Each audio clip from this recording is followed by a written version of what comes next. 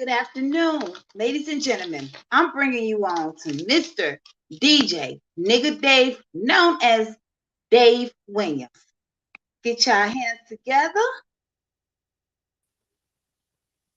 I tried to bring Hello. myself in like I was with Michael. I said, I can't even do it. You got the control.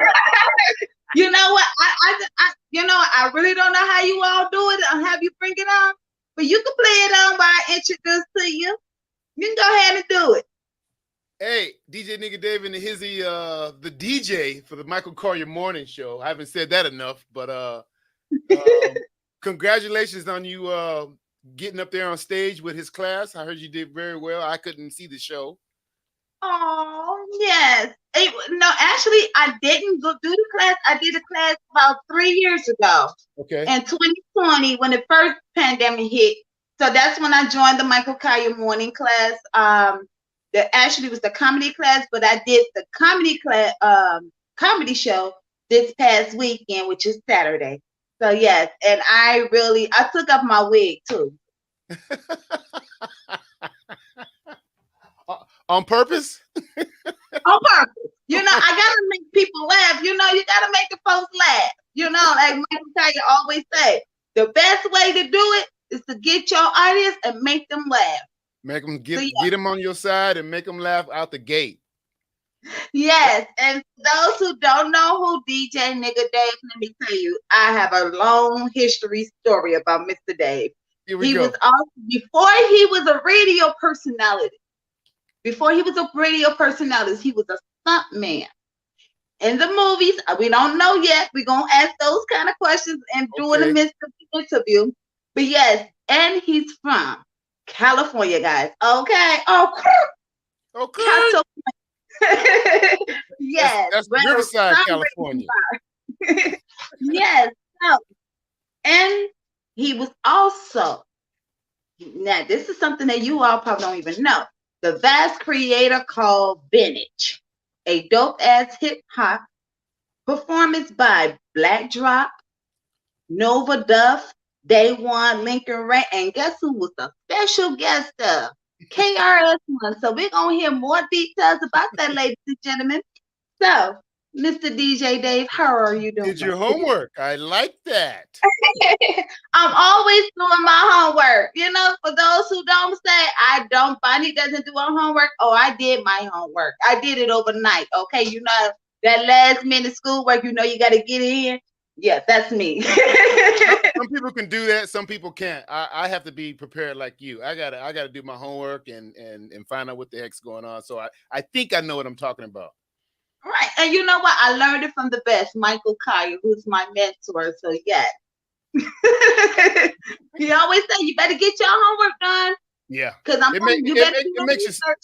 it makes it so much easier, and you're just making it difficult on yourself by not being prepared. I mean, some people can wing it, and I've gotten to the point where I can wing it, but I'd rather have that little piece of paper there where it says boop, boop, boop, boop, and you always got somewhere to back up on. So yes, and DJ Dave, we got 3 special guests. Where the rest of the Collier clan? They were supposed to be on here. Oh, well, we're not gonna worry about it. Who was it? Jeff Rich is in here. He in the building where he was, and Dope Money. But we need to get the whole entire Collier clan. But you know what? We're not gonna worry about it because they can always go to repeat. There you go. Watch us in the reruns. Right, in the rerun, because this is live, straight from out of Chicago to California. Oh, Jeff Rich said, I'm here. Yeah, Let everybody know, Jeff. So let's get down to the nitty-gritty. Let's do it. I got to hear about this stunt movie. I mean, you were amazing me when you said the stunt man, and you was an actor. Tell me, how did that all become, and how did you do it? I mean, who had inspired you to do this? I kind of walked into it by first just being an athlete in college, and when everybody wants to be in the NFL, everybody wants to be in the NBA. When that doesn't work out, I was lucky enough to be back in LA, so I could do movies, and it's almost like playing a fantasy where when you see these movies all the people in there are great athletes and real athletes, so they have to get people to make it look real. So they get the next best thing, that everybody that was on the fence of going to the next level Yes. can find Yes. themselves doing movies. And then stunt double is big. If you resemble somebody, I resemble a whole bunch of people. I got that look where with just a little bit of makeup and clothes, I can. So I did a lot of body double, where that means you don't the star doesn't want to get hurt, so they don't want the star playing basketball and doing this and doing that. So I found that I dug out a little niche, and I worked in I did Amistad. It was probably the biggest movie I ever did, and I body double Jamin Hunsu. How can he say his name now? Jamin Hansu. Yeah, there you go. Yeah. So he we did a lot of swimming stunts, and he did a lot. I give him his props. He did a lot of his own stunts because they had a lot of close-ups. But that boy is beast. He held his own as an actor, doing his own stunts. Because like Tom Cruise always wants to do his own stunts, but that's taking jobs away from people. Yeah, that's what you can do it for your ego, but that's a job for somebody. So Let me ask you this, because I know Isaac Hayes, and you favor Isaac Hayes so much. See that nose? You read him from the forehead to the head. I mean, you look like Isaac Hayes. Have you ever thought about doing a stuntman for Isaac Hayes before he passed away? That we were in a different age bracket, but I think you might have saw that picture where I did a comparison shot of the two, and Yeah. I always put that out because I have friends that always say that in movies and theater and stuff like that, where I would love to play him in a film. I've been working on him and trying to get all the mannerisms. Not a lot, but I have a lot of work to do. But you put it out there in the universe. Hopefully, one day I can portray him. And but I got the Danny Glover look. I got the hairline and the whole. So it's almost like Negro de jure. Whoever I look like that, and people are like, yeah, you do look like him. So it's like, yeah, I'll take it. Hey, what can we say? And now, Chicago has this one big, huge house party for all the DJs around across the globe. Have you thought about coming out here to Chicago for DJing and anything, like for those 63rd parties? I think the kind of DJ I am, I can hit all corners, but Chicago's like DC. You have to be from there to really get what they're doing with the music scene. I would love to come out there because I've had people try to figure out where I'm from. I've had people in the club where I'm working, and they will come up to me and stop me, and they're like, "Where are you from, man? Are you from New York? Or are you from Atlanta?" He think he's from Atlanta. I think he's from New York. I'm from California, but my music is I love Dirty South. I love the hip hop. I love, but in Chicago is Chicago. And that's that stepping, and I would say kind of house, kind of trappy, and but I would love to work down there, but I know my place. I can take care of LA with no problem, but Chicago, I'd have to do a lot of homework. But if anybody thinks that they can, I mean, if you want that LA vibe, I did every club that you can do in LA, and I can rock the party. But Chicago, I'd be curious to go down there and check it out to see where am I at, because all DJs aren't the same. So Yes, every year we have Chicago across all nations. We even had Frankie Knuckles before he passed. Rest in peace to Frankie Knuckles, who wasn't from Chicago, but he was from New York, but he used to live out here in Chicago. Right. And he did some DJs here, and we had like DJ Kid Capri was out here at one point. It was like a whole lot of group of DJs came together as one big house party at Jackson Park on 63rd and Hayes. And that's every year. That's every year, right? They didn't have it since the pandemic, but we had it in the past. Okay. I mean, I would love to be anywhere. I mean, any type of music festival I'm in, because when like in LA, there's always the main room and that B room. Where Yes. people are vibing. Yeah. That's where I want to be, because that main room is a whole different animal, and the people are younger and they're there for different things. You give me the executive, you give me the VIP room, the B room, where people just want Yeah. to hear good music and they might dance, but they rather jam. That sign me up. That's me. That's right there. And I noticed this about you, Mr. DJ Dave. What's that, Mrs. Bonnie? You are a renaissance multi-talent, many talents of you on the universe. I mean, wow. How did that happen? I mean, like from I think DJ. that's the key for especially people of color in show business. And you talking about show business coming to LA and going for your goals and your dreams. You can't come here with one mindset or one skill set. I mean, if something is an opportunity, give it a try. I mean, jump on in there. A lot of people come out here, they say, I just want to sing. That's all I want to do. I just want to sing. And it's like, that's not the route. You got to do it. You got to do whatever you're capable of doing. So actor, DJ, stuntman, writer. I worked writing is my main thrust, but for all different reasons, things don't happen, and your goals aren't met, so you got to pay the bills. You got to do something else. So, Did you ever wrote a book before? I've started a few books. My writing was in scripts and in screenplays and comedy. So I wrote with back. I don't know if you remember the Robert Townsend HBO specials.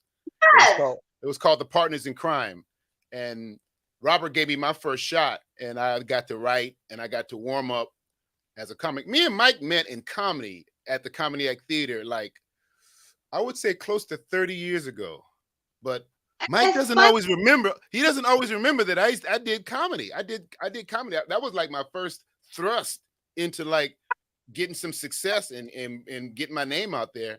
And me and Michael, we did the improv. We did the Comedy Act Theater. We did all the club, all the black clubs, the Chitlin Circuit, we called it out here. And Robin Harris, Ricky Harris, Lewis Dix, Myra J, Don Reed, Lamont Johnson. I can go on and on and on, because that was our era.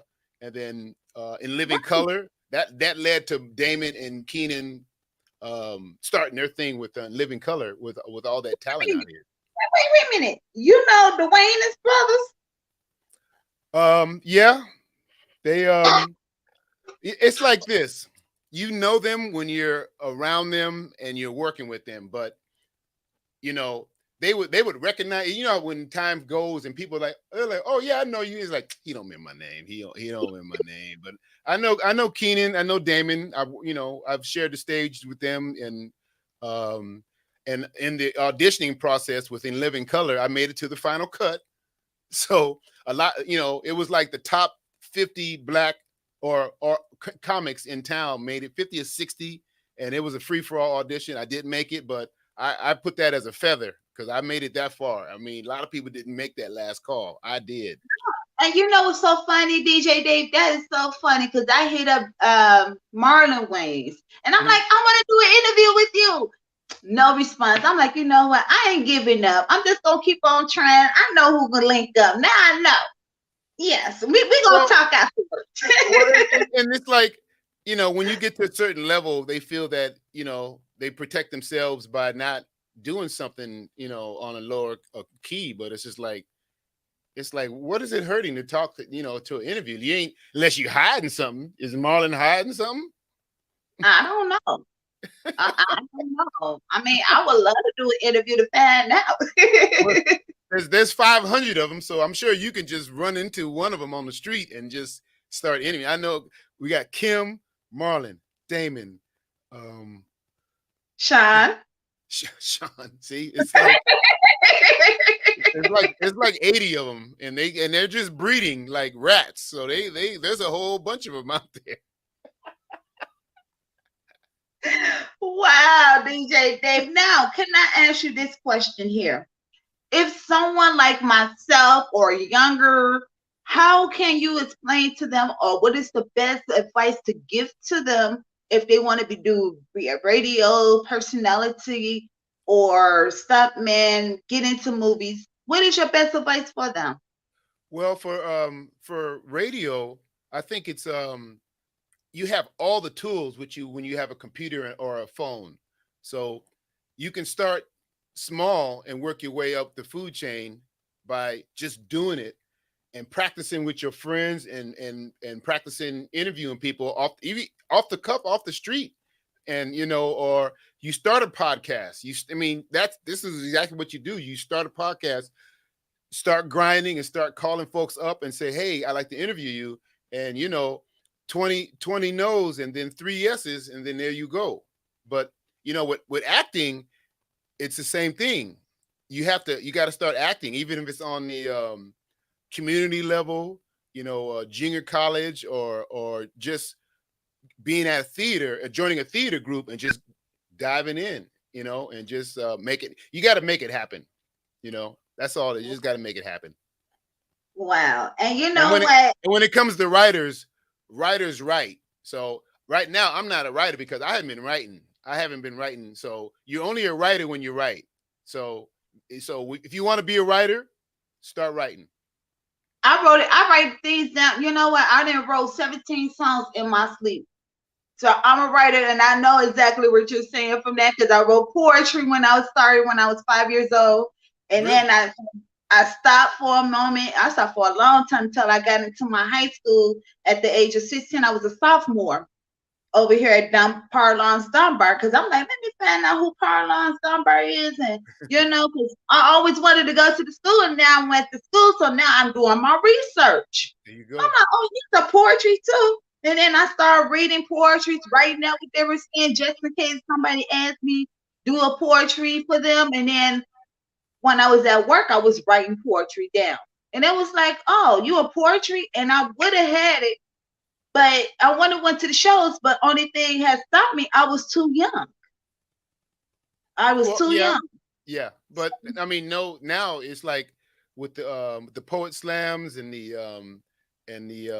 coffee shops doing all these readings, and it's a beautiful thing. I don't think there should be an age limit on writing, because you're right. writing, so you're only going to get better. You're only going to get better by the more times you write. So I would, and a lot of people, don't challenge themselves enough by, you need to write more. So, I got to start writing more. But, you wake up in the middle of the morning, you ain't got nothing to do. That's right. Somebody telling you should be doing something. Because that's what I take it when I wake up in the middle of the night. It's like, all right, I should be doing something because I'm not sleepy. So for whatever is going on, I need to get up and answer the bell. So just keep writing. And let me ask you this now. Multi-talents, here we go. Here go another question that we don't know. How many instruments do you play? 3 good and 6 overall. So like piano, percussion, and piano, percussion. Yeah, I'll leave it at that. 2 good, and then everything else, because I have a little space back here, and it's a little studio. I have a keyboard here, but in the garage I have a drum kit.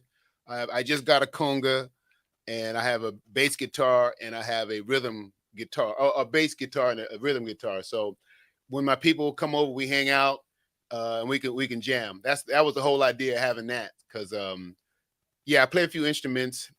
Yeah, two okay, and I can get by.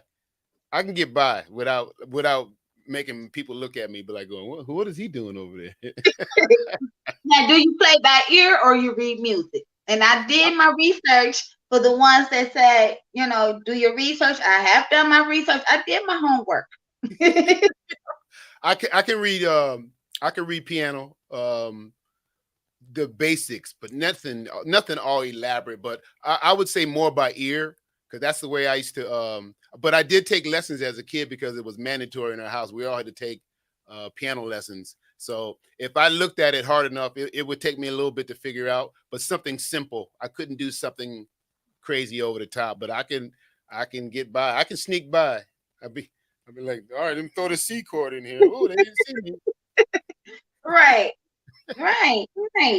And I see you a chef too. What is your favorite cook dish? That's a great good question. I when I went off to school, I went down to Texas Southern. We're playing right now. We got to hurry up because the game is on. When I got down there, I missed all my food, and I didn't know how much I was paying attention to my grandmother and my mother until I got down there, and I wanted stuff like that. So just by trial and error, it's like you can fry some chicken and tear it up, mess it up the first time, really really bad, but you just keep doing it and keep trying. You know what I mean? You're not going to be the best at frying chicken the first time you do it, but if you do it 30, 40, 50, 60, 70 times, you're going to get it. So now, I mean, if I had my if I could do my own TV show, it would be cooking. I would, if I was offered any kind of production to head in that direction, it'd be cooking because it'd be so easy. But my go-to would probably be probably a pasta dish, probably like shrimp, Mm. tomatoes, and basil with the olive oil and a little wine sauce and some garlic bread and a salad. Boom, put me to sleep. You know what? When you said pasta, my stomach's got to ground. I love pasta. I love Love the pasta. pasta salad. I do pasta, but I never tried shrimp. So you gotta sneak that over this recipe over here. Just slab it over. And you know what? Every time I find myself cooking, I always go online to get a cheat sheet with a recipe. It don't have to be everything in that recipe, but I want to make sure I have all the everything needed, so I don't because some of it be like missing, be like something is missing in this. So I don't feel embarrassed to go online and or what do you call it, Siri, give me a Siri, recipe for this. And all you got to do is look at it and be like, oh, I need some garlic. Oh, okay, I'm good now. Now I'll do my own thing. But don't be scared. I keep garlic. I keep garlic. I don't do accent because accent I found out is give you high blood pressure along with a lawless season salt. Don't mess with it. I do all purpose season or the complete season. Exactly. Nothing else. Garlic, you can never put too much garlic. You can never put too much garlic on my food. And then what's so different in LA back then when you were coming up that it is today? It's in terms of just being in LA, I think people have a shorter fuse now. Back then, I mean, people were killing each other for the smallest of reasons, and you didn't really need to have a reason to pull a gun out and start letting loose. But that was an LA thing of the gang banging and it was crazy. But now it's not just the gangs. It's just crazy white people, pulling up to a light and just having a bad day and mad at the world. So you never know. And you got to remind yourself that you can honk that horn if you want in LA, but you don't want that smoke because everybody's crazy. Everybody's driving crazy. Everybody's in just this fog of the pandemic. Everybody's it's just loony out here. So I have to pack your patience when you leave. And if somebody does something stupid to you on the street, you got to eat that and be like, okay, you win. They might have a gun sitting on their lap because those are back in the days, it'd be a gang member and his hat is tilted. He's like, oh, okay, I'm gonna drive around him. I'm gonna leave him. Now it's just like Kathy, the librarian, just pulled a gun out and just shot everybody. So, and that's almost everywhere. What's that? I said the Kathys, the Karens, and the Beckys come out. Wow.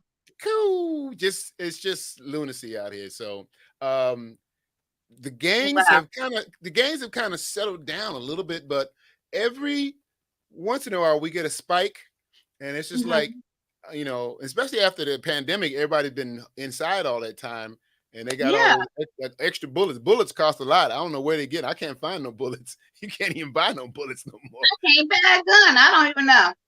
And I live in Chicago now. It's like, am I living in California now? Because that's what it looked like. all these guns, and I can't get one. Right. They do hijackings, car rages. You get shot at just to even look at somebody wrong. Like, what's wrong? Who made you mad, baby? I had to ask Yeah. my guy, baby, who made you mad? Let me go to them. You send me to them. And once you send them to me, I handled it for you. You ain't gotta go to jail. You ain't gotta shoot nobody. It's so final. It's either you're dead or you're in jail for a very, very long time. So it's just like, I remember it used to be the colors, blue, red, black. You yeah, can't even wear these in certain neighborhoods now, so you can wear any and everything. yeah. It's well, I still don't.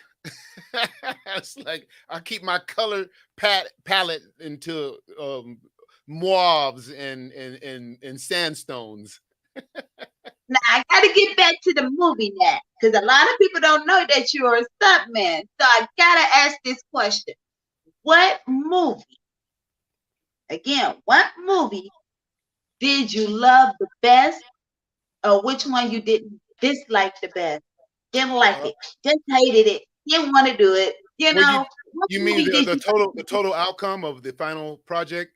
I, Yes. I I would have to say the biggest movie I did was Amistad because it was directed by Steven Spielberg, and he had no business directing that film because he had just did Schindler's List, and when he did that, that's a powerful movie with a powerful message, and he didn't hold back. He did not spare anybody's feelings. He didn't worry about that. But when he got the Amistad program, he said that he was trying to make a film that was, his words, palatable for his. He has a mixed family. He has a lot of kids. He has a lot of adopted kids, so they're from all over the world. So he tried. He said that he tried to make it so they could watch it and feel comfortable watching it. I'm like, comfortable, you know, slaves were jumping off ships because they would rather die than go to where they were headed. But Right. he didn't want to tell that story in the real reason why slavery was so bad. And there was a couple of moments where it was they was laughing, and the slave and the guy was laughing. I'm like, this ain't this ain't funny. I don't want to laugh. I don't want no light moment during slavery. And so that we I mean, our whole stunt crew, when we walked out of that screening, we were pissed because we did a lot of stuff they didn't show. Right. There was a lot of heinous things that we went through as stuntmen, Mm-hmm. and they cut it out, and it was like they didn't feel that was necessary to the story. So that didn't sit well with us at all, because we put everything. People got hurt. I busted an eardrum. I had hypothermia. Everybody got, everybody was in the elements, and so we worked our butts out because we were like, we felt big, like we're working with Steven Spielberg, and we're gonna show what slavery was all about. And then you see the final product, and they say, this was some bull. This was crap. So Amistad. Mm. And you know what? I would never know. Yeah. I mean, you see it and beautifully shot, well lit. The costumes, everything was where's my costume? I got something around here that I used to have it. I can't find it, but I have I have some of my I have my chains. I got my actual chains. They're in the garage. The cuff chains when they cuff the slave with. Oh Yeah. my God. The ankles and it was for the waist, and then the feet. And when we did our stunt, they had plastic ones so we wouldn't chafe and get all cut up. But I kept my real ones because those are. I mean, you put those on and it changes your mood. I bet it would. I know if I tried it on, I bet you my whole demeanor would change real quick. Like, you son of a goodness. I said son of a goodness now. Well, there was moments like that where they had to take a time out because it got so emotional. And there's a scene where they're throwing us off and we're chained up together, and the high pitch of the scream, it was real. They, I mean, all of a sudden it just started getting real with everybody. And so there were times that they had to take time out and let's gather ourselves. And it was and I had everybody had like mental, it took you back to slavery. It really did. It was crazy. Wow. And you know what? The same thing that Kerry Washington said about the movie she done. With her and Jamie Foxx. You know, Jamie Foxx had to say he had to recuperate. He had to go get counseling, and a lot of Yeah, people didn't know that. Did you yeah. have to get counseling as well? No, but there was a few. There was one guy, and he wasn't like he was an extra, and Mhm. he just couldn't take it some more. So he really had a breakdown, and they had to stop. We stopped for about an hour, hour and a half, because he was talking about putting his hands on. He said, "When I get off this boat, because we did it in Long Beach and Catalina," he said, "When I get off this boat, I don't know what's gonna happen." So he was so mad at white people during this taping that we had to sit him down and be like, "Going, hey man, you don't, you know what I mean?" And he was serious. He was fully, completely Team, gone, emotionally spent, right, crying, crying his eyes out, and he was going to hurt somebody that day. And he never, nothing came out of it, but we had to talk him down. He was like, when I get off this boat, if somebody white says something to me the wrong way, and we were like, no, we can't let you leave this way. right, So right. it was intense. And I understand Carrie and Jamie, because I mean, it's like if you went to a amusement park, or if you went to a park and it was all about slavery, you couldn't handle it. You couldn't handle it, because I know I could. we were slaves for a couple of weeks, and I didn't like it. No, you know what? Because it's that mentality what they did back then to our ancestors, and Yeah, when they took them and they demolished their minds to where we live in it today. So it's like and it didn't it I'm didn't take it didn't take too long for that to trigger. So when we have all our drama in our neighborhoods, that's in there. It's in our DNA, where you find yourself breaking down mentally because of somebody or a cop, and get pulled up. If I get pulled over by a cop, I I start sweating, and I ain't done nothing. I ain't done nothing, but it's just in our DNA. For when bad things happen, we get taken back to that stuff, and sometimes people see the bad part of our bad side of us, but you brought it on. and we all know, ladies and gentlemen, if you are a part of the Callier clan and we hear DJ Dave playing hip hop, I got one true question. True question is, what does the meaning of hip hop means to you? Oh, wow. Oh, I I got deep. say it's everything. It's I mean, it's our jazz, it's our soul. I mean, every time we have a different style of music, we get ripped off. So we every time the black culture tries to distance himself away from everywhere so we can have our own thing, it always gets taken over. It always somebody, Justin Bieber or Elvis or whoever will come along and make it their own. But and like, people don't like today's kids music today, but for a reason, because they have their own language. We had our own language. Right, We had to speak amongst ourselves without letting everybody know what we was talking about. So right. people always say, I don't know what they're saying, I don't know what they're doing. I say, well, that's for cause, that's for a reason. I mean, I hate today's music. I mean, I dislike it a lot, but there's no, you can't tell nobody apart from each other, and that's where I have a problem. Michael Jackson, you heard it's like no one else can make that sound. No one else. No one else could.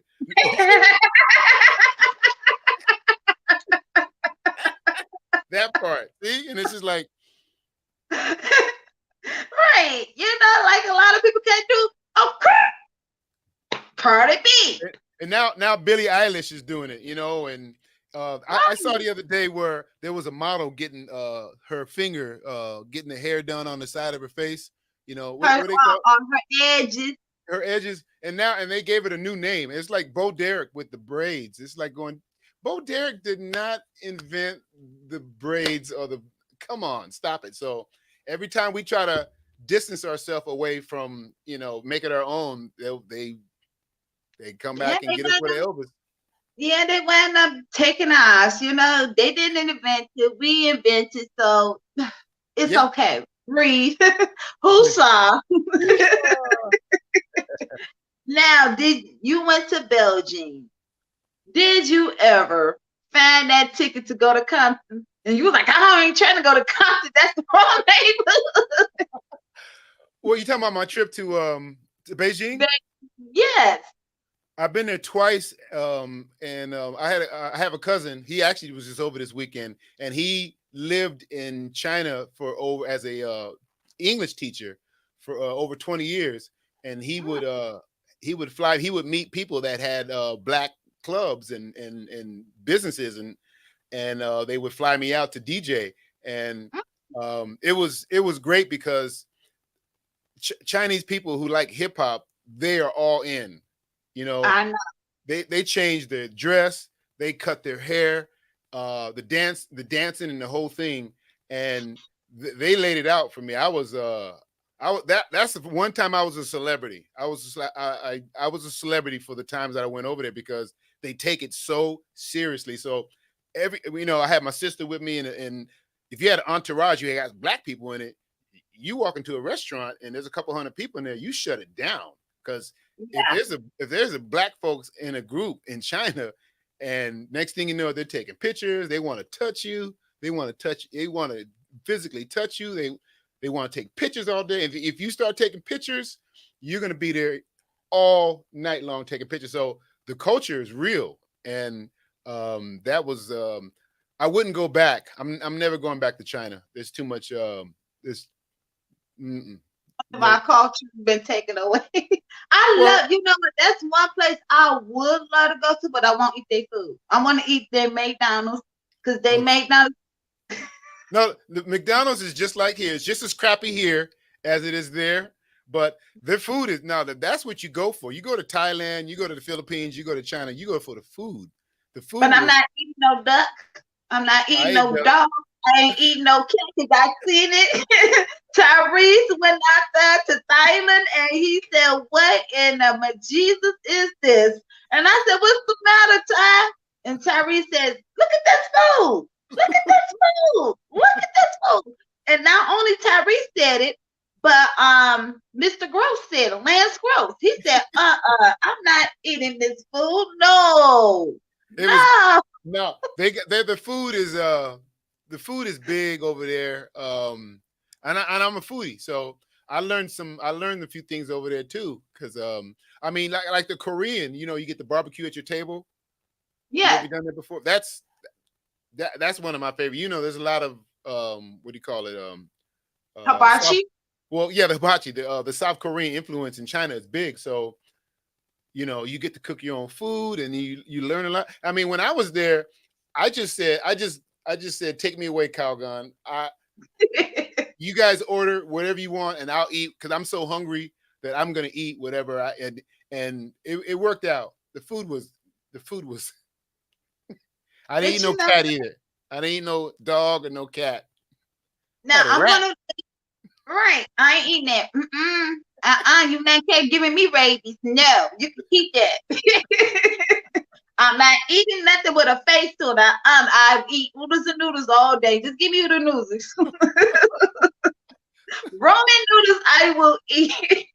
Noodles for breakfast, noodles for lunch. Exactly. Hey, I lose weight eating oodles and noodles. Hey, and my sodium won't be up. Well, you're gonna lose weight in China because there's a lot of walking. You do a lot of walking in China. I heard it that they have like a lot of hills too in China. Oh, that's in Thailand. I know it's one place that has a whole lot of hills, but I think it's either China or Japanese or Thailand. It's one of the three. Well, I got to go to the Great Wall of China, and that's like you have to drive out to get to it, and there was nothing but mountains and hills. But the experience of walking on the Great Wall of China, I was like, all right, I've done this. I don't need to go back there. I'm good. I mean, it was great. It was great, but it's certain things you do. You're like going, okay, I ain't got to do because I just don't like the way the government's running things over there. Because you can get caught up over there, just like you can get caught up in like in Europe right now with all the craziness going on. So China, I'm good. I would do Thailand and I would do the Philippines and I might do South Korea, but I wouldn't do China. I'm good. Maybe downtown China where I'm near the airport. LA. We got a Chinatown 11 miles from here. I'll go to that one. Right, I go right up the street from my house on 22nd and That part. Whitworth. That's right. That part. And let me ask you this: Crank Brothers, Space Stooge Soul Train tells a little bit about that. You know, he spoke about you in the video in your YouTube. That was I'm trying to make sure I say his name right. I can't. Oh, who was that? Because that was a while ago. That was I remember the Crank Brothers. That was what's his name? Oh God. Ooh. Frank Face Stool? Face Stool. He was speaking about you. I think that's his name. What, spell that? Frank F what? A F A C E Stew STEW. Face Stew. I think that's my man in Washington D.C. and Okay. He's in the go-go movement, and I hooked up with him, and he interviewed me, and we talked music and chopped it up. That was so long ago. I'm trying to remember his name. And 2:00 in the morning, his name is going to pop up out of my head. I'm gonna scream it. but that was a video music show that he just came on. We were chopping it up, and I think it was both radio and television, where he had a different format on each. But that was you did some. What is that? I did my research. I'm gonna tell you about it after this. I'm gonna tell you about it after this. You did some Googling. I'm a Google queen. See, that's a beautiful thing to see. You're built for this, because you do the work and it pays off, because it was like, wow. I was like, yes. And do you still own the 72, 35, 45 album? Now, let me go before you say something. The reason why I'm saying it is because I still have my mother, she still has my Michael Jackson, which is the little small one, which is the 35, and she got my 72. Now the 45, I can't find it. I think my mother accidentally threw it in the garbage. So I was a Michael Jackson fan and a Shaka Khan fan, because I wanted to be like both of them. Period. I heard that. You said a little hybrid of both, huh? Yeah. I have some 72s. I have this is a big wall over here of all. This is all 12-inch and albums, and my collection starts from my parents around the 60s. This collection over here is complete fire, because it's the best of American music from the 60s. You know, I was a teenager in the 70s.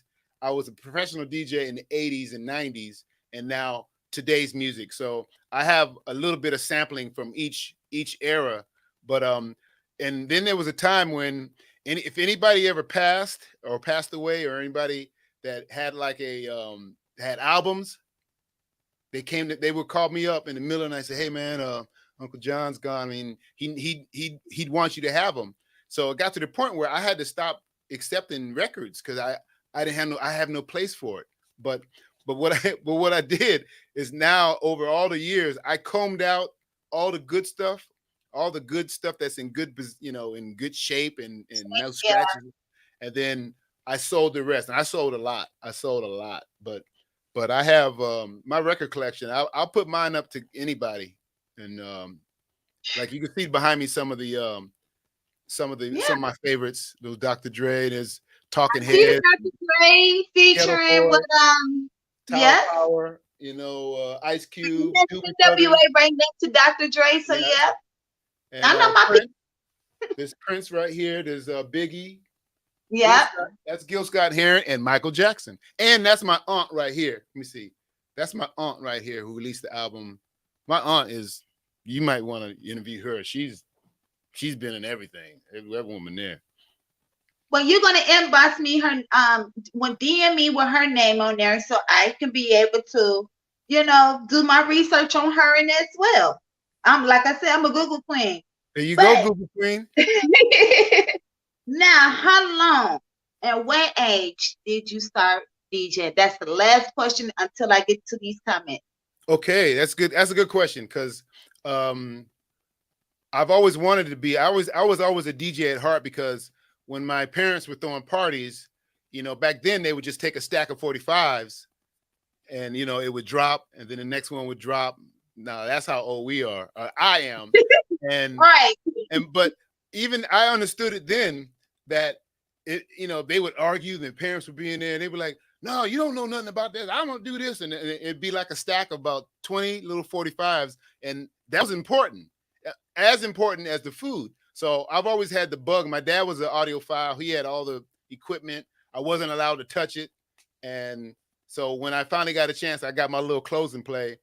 We all had our own little records, and we all, went, did our little thing. My sisters had her music, but when I was in high school, we started throwing house parties, and I that was a golden hat. That was my golden hat. Where if there was a ditch day party or a Friday night party, my parties were always cream rises to the top, and we had some parties in high school that we still talk about.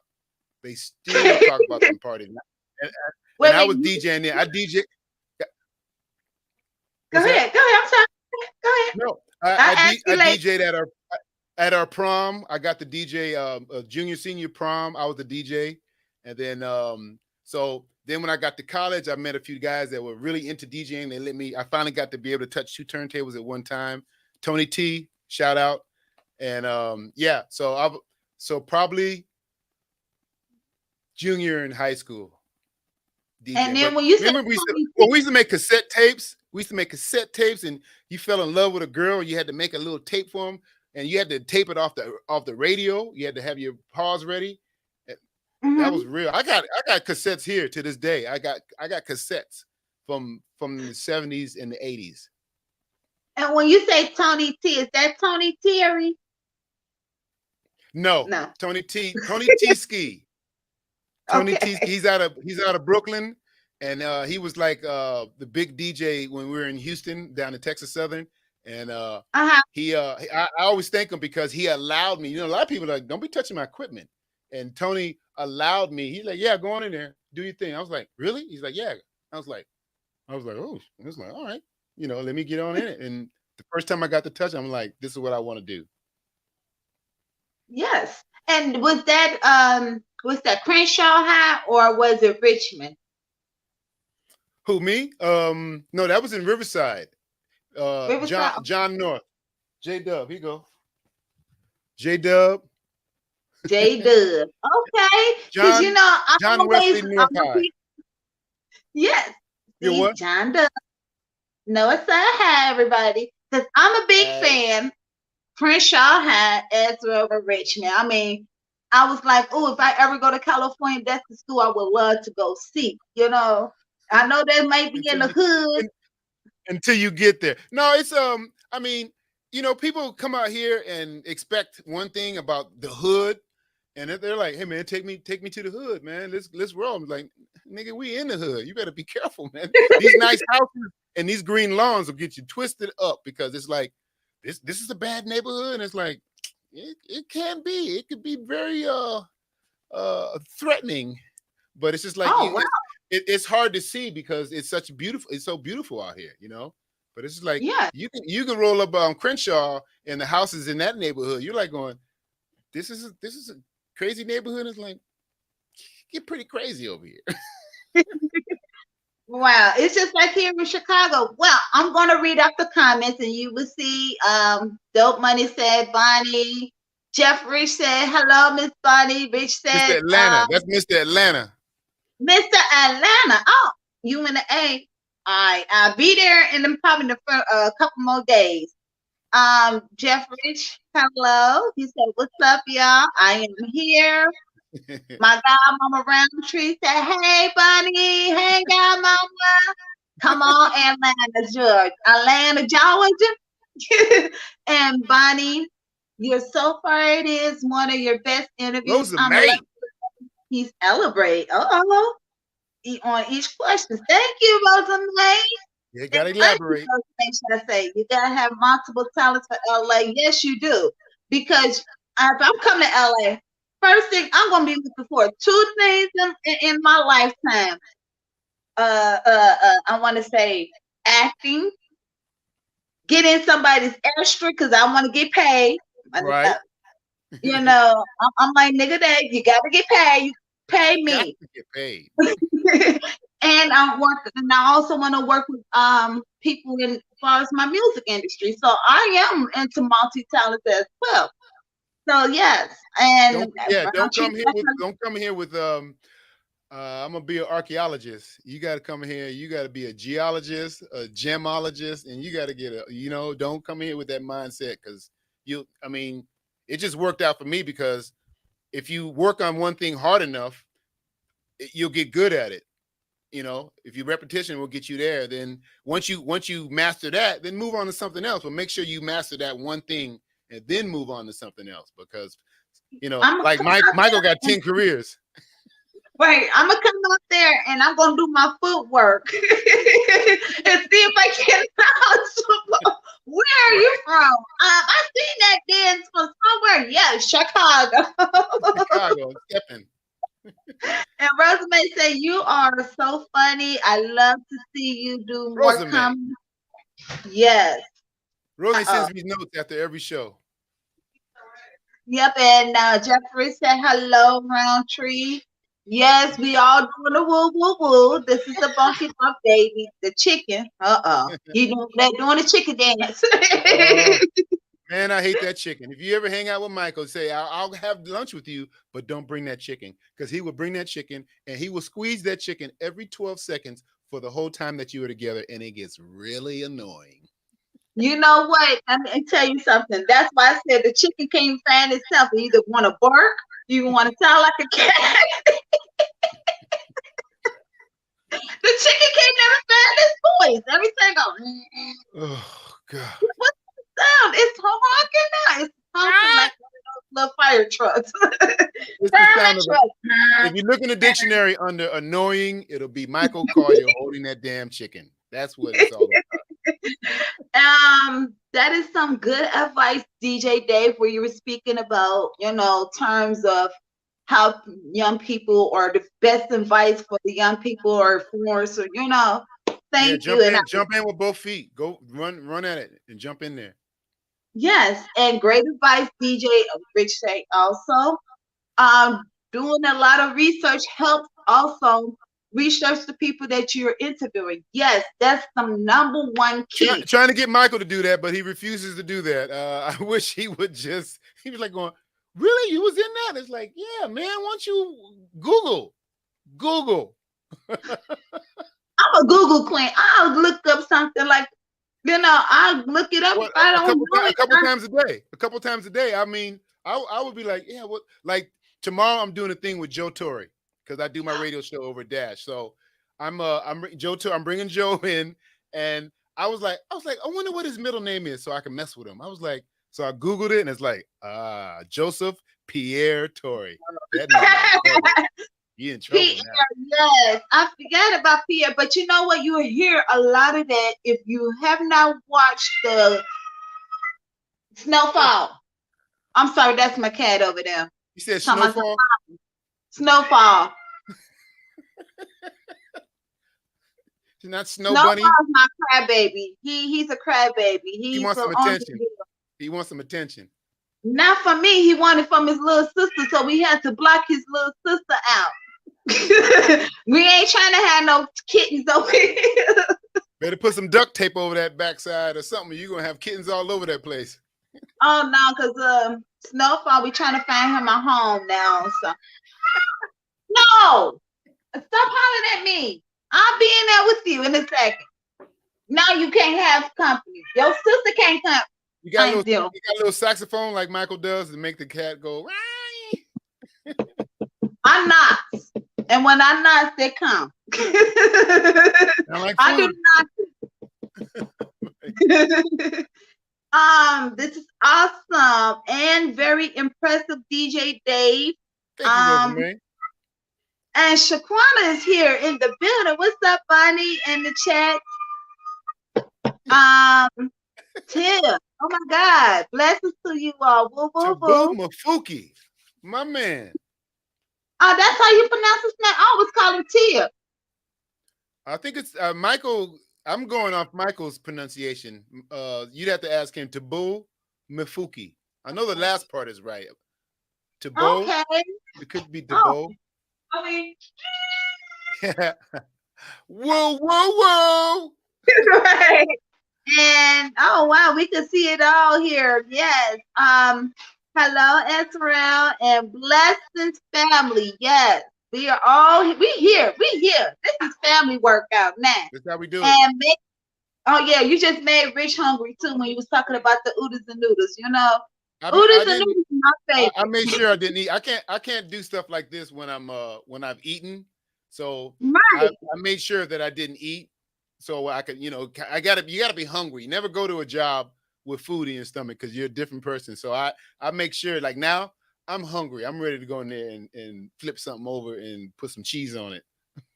Well, you know what? I eat what I do before I get on my interview, and this is what I always do. I have to give me a cigarette because I don't want to smoke in front of everybody. So I do it closed behind closed doors. Is that right? You know, because I can't smoke weed. I'm allergic to the what's that, the LDS or LSD. I'm allergic to that. And LCD, I'm allergic to that. Well, So if your weed got LSD in it, I wouldn't smoke it either.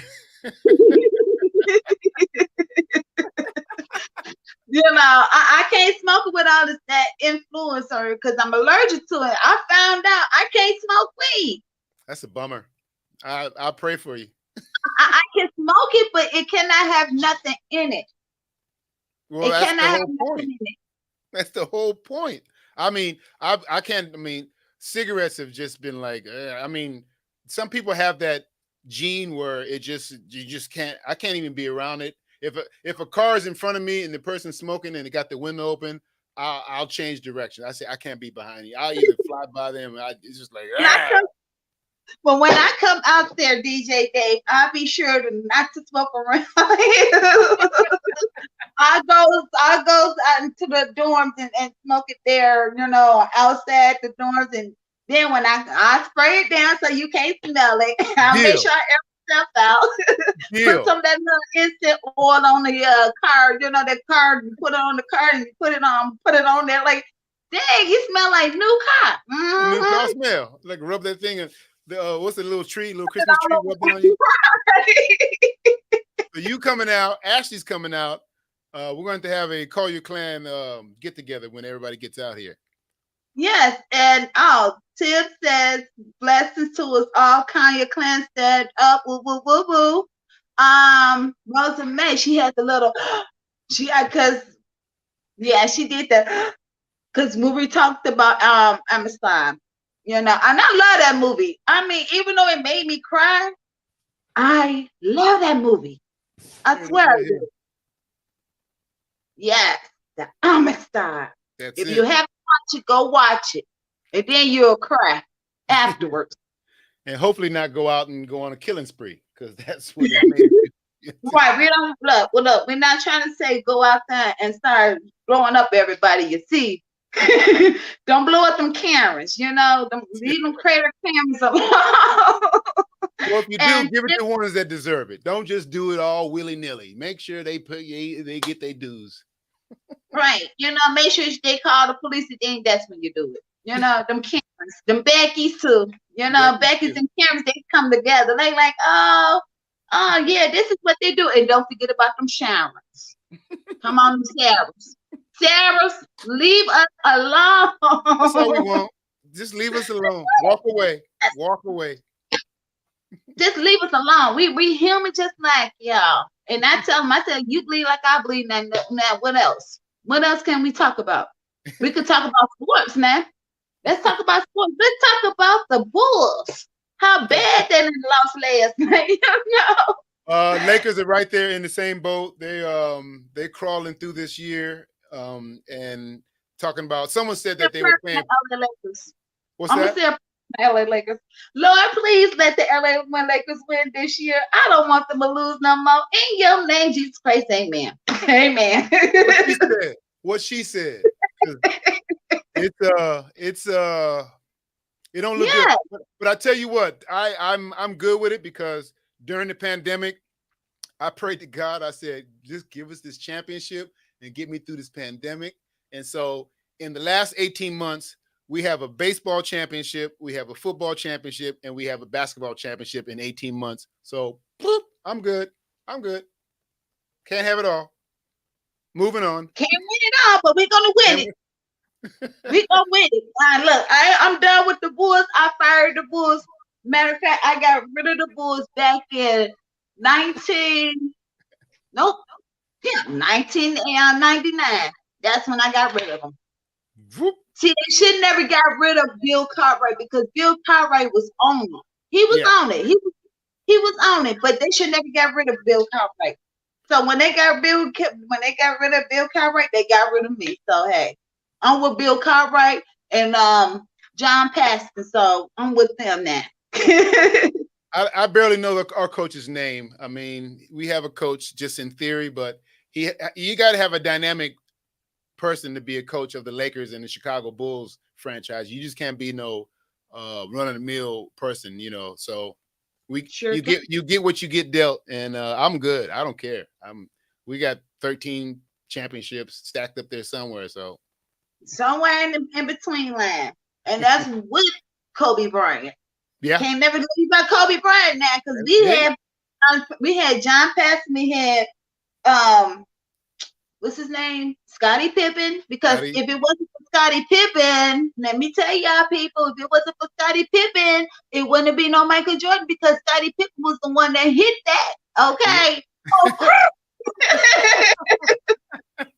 We did it with Scottie Pippen. Y'all just trying to franchise Michael Jordan, but it's all good and great. They need to give Scottie his props. They always, you know, he's demanding his props, and they should give him his props because it's like, it's a team sport. I mean, the superstar gets too much credit and too much blame when things go good or wrong. So that's what I've been saying for the longest. I said, first of all, and I had to tell him. A matter of fact, I met Scottie Pippen. He was on the CTA public transportation.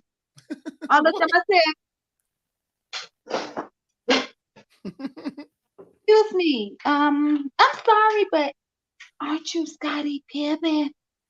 He said, shh. I'm like, what, he about 12 feet tall? Him and my son is the same height. Right. 6'8". That's how I knew who he was. And you know what? The nose. The nose tells it all. And I said, oh shit. Excuse my French lower, but God damn, this look like Scottie Pippen. Ain't no kids watching. Man, I'm like, you signed my first autograph. Quit playing. I still got it in my mama's house. Period. My mom like, you still got? I'm like, give me some Coca-Cola bottle. We're gonna wash this. I never washed it. It was a hat. Never washed it. Not supposed to wash it. Never washed it. I still got it to this day. It's at my mama's house still, hanging up. My mom like, girl, would you please get rid of this Scottie Pippen? Not Scottie Pippen. No. Don't do me. Me and Scottie Pippen, we go long way back. All the poster walls. I'm serious. I'm always gonna be a phenomenal Scottie Pippen fan. I mean, I love Michael Jordan. Don't get me wrong. I won't get his $2,000 shoes, but I love me some Scottie Pippen. I know him in person now. Made a point. I know him in person. I know him in person. But yes, I wanted to say thank you all. DJ, nigga, Dad, we got to link up. I got to link up with you. I got to get Martin, your auntie most definitely, and tell, not Guy Tori. Joe. No, okay. Tell Joe that I want to get his interview with his brother. Because his brother is an interpersonality too. Oh, he gonna love that. I'm gonna ask him to interview his brother. That's hilarious. Yes, and I wanted to say thank you because I'm trying to get Cootie, who also did the interview with Angel, the incense lady. Go through her. That's it. That's her nephew. We'll talk about it. We'll talk. Okay, I feel you. We'll talk about that. But yes, I'd rather work my way around it. You know what I'm saying? So, but I wanted to say thank you. You're welcome. Oh my goodness, Andrew that walked in the building. Oh my goodness. Hello, Andrew. And yes, even Andrew agreed. Thank you. Scottie Pippen was one of the best defense forward of all time. Thank you, Andrew.